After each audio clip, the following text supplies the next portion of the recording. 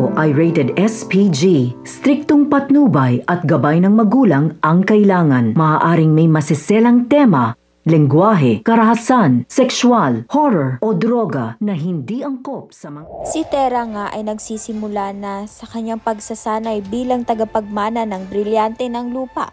Ngunit bago pa man nga ito ay isa pa nga siyang tagapagligtas ng kanilang barangay. Dahil kilala nga itong si Tera sa pagiging matulungin, matapang at may likas na malasakit sa kapwa. Sa kabilang banda naman nga wala ngang kamalay-malay ito ngang si Tera na ang lolo Enuo niya ang tumutulong sa kanya upang ang maging tagapagligtas ng Encantadia dahil ibinunyag na nga rin ni Enuo ang kanyang pagkatao dito nga kay Tera na siya ang ama ni Danaya at apo nga niya itong si Tera. At sa tulong nga ng kanyang lolo, sinimula ni Tera ang pagsasanay bilang isang sangre. Itunuro ni Enuo kung paano pakiramdaman ang pintig ng lupa, kausapin ang kalikasan at gamitin ang lakas ng paligid para sa kabutihan. At dahil unti-unti na ngang natututo itong si Tera, sinubukan nga ni Enuo ang lakas ni Tera.